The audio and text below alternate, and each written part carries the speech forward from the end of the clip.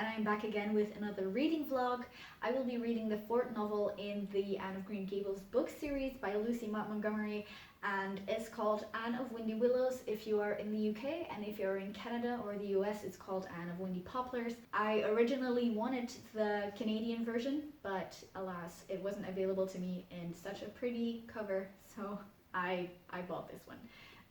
If you want to know more about why I bought this edition instead of another one, you can watch my Anne of Green Gables book haul that I posted a few months ago, but long story short, it's because it's the prettiest one. This novel picks up right where the last one, Anne of the Island, left off. Anne and Gilbert are engaged, and that is all I know about it. I also know that Anne moves to Windy Willows or Windy Poplars, but other than that, I know nothing. I will say that this book is chronologically in the story the fourth installment, but it wasn't the fourth book published. In fact, it was the 7th out of 8.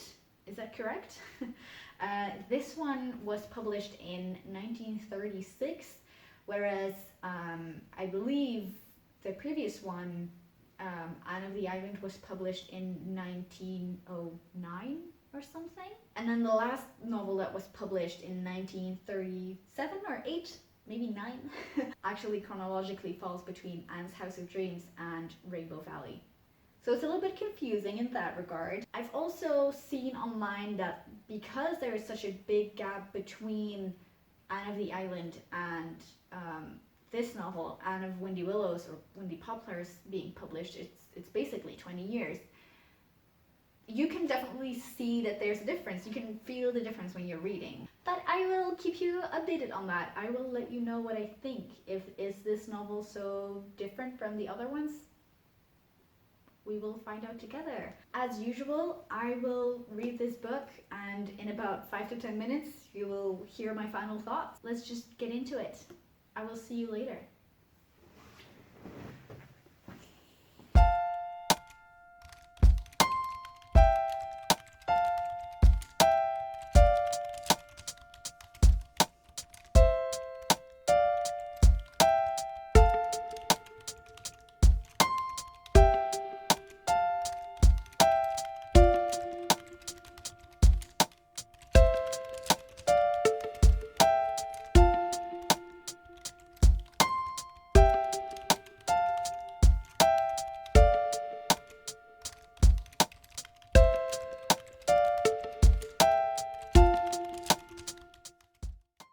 I wanted to give you a little update on this book. I am currently on page 119, which is about, let me show you, which is about here, so it's not even halfway. And I have a little bit of a harder time reading this book than the previous 3 novels in this series. And I think it might be because Anne is mostly interacting with new people. She's not really interacting with Gilbert or Diana or Marilla or even like Rachel. She's not talking to any of these people. She's in a completely different area and she's writing letters to Gilbert. A lot of the scenes in this book are written from the perspective of Anne, and also like written by Anne, so to speak. And her letters are so long. So long. And sometimes we do have some scenes or chapters that are like the other novels previously, where it's just third person perspective and Anne is the main focus or the main character. I do like that change, but I think I would prefer it if it was just all third person perspective. I guess what I don't like about the letters is that we see Anne talking about what happens to her, but she does not respond to any of the things that Gilbert said. And even though we don't get to read Gilbert's letters, I'm kind of assuming that Anne is not just writing letters and letters and letters and not receiving anything back. But it feels like that because she doesn't respond to anything else. She just says, this is what happened to me, and she never goes like, oh, that's so interesting that happened to you. I wonder how it's going with Marilla. I wonder blah, blah, blah. She doesn't do that. And it is really strange. And I think that's what kind of bothering me. It feels very one-sided. But hey, maybe that still happens in future chapters. Maybe Gilbert writes a letter back. So I'm just going to keep reading and see how this goes. I do really want to finish this book because I want to start reading the next one, and I hope that I will enjoy this series as it goes on still.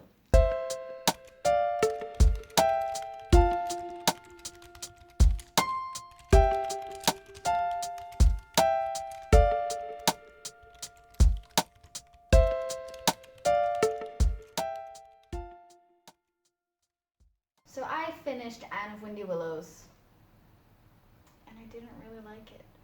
I'm kind of sad about it. I think it might be because this book was written it was like 20 years later, right, than the previous book in the installments. I feel like it's a huge difference, this book and the other three that I've read. Most of what bothered me I've already talked about, like all of these letters.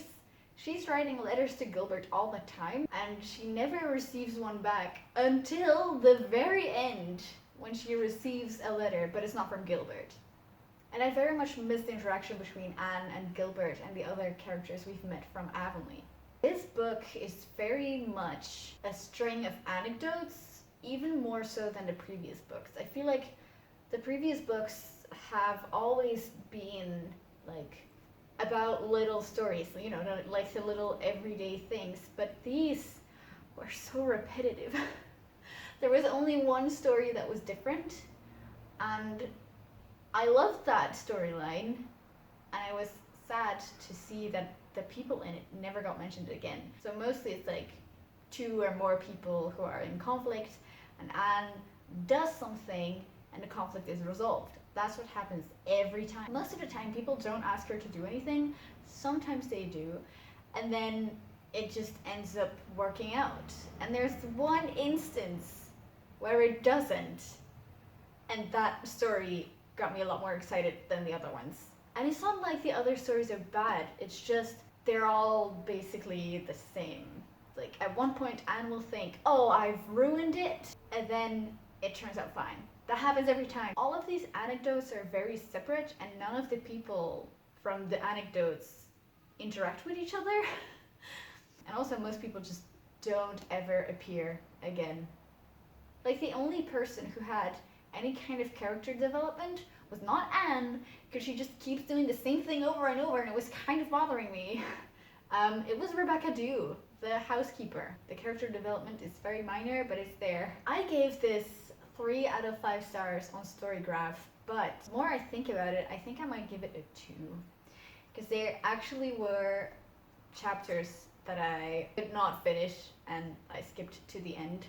And I knew it would be fine because none of the people or things that appeared or happened in any of these chapters returned 5 chapters later. Most of the stories were like contained within like 4 or 5 chapters, which makes me wonder, was this like some sort of serialized publication? I don't know, and I'm kind of sad about it. I did dog ear 2 pages like these ones, because I did really like those pages. There are some beautiful things in there, but I feel like the repetitiveness of what happens to Anne and the other people around her makes this book a lot worse than the other ones I've read so far. And it still has beautiful prose, but after a while I just really wanted to finish this book just to get it over with, so I kind of skipped over what might have been very beautiful writing. Also, because it was written about 20 years after like the previous book, all of the character development that Anne does before and after had already happened, right? Nothing too major could happen in this book because that would ruin what comes after it, right? But I will wrap things up here. I don't want to be too negative. I'm hopeful for the next one. We will have Anne and Gilbert interacting once again. I hope that she will learn more and like have more of a character development and has more time to actually develop some character and not just meddle in other people's business and then accidentally fix everything. If you have read this book, please let me know what you thought of it. I am very curious to hear what you thought. Thank you so much for watching. If you like this video, please give it a thumbs up. You can always subscribe if you want to see more of my face, and I will see you next Wednesday. Bye!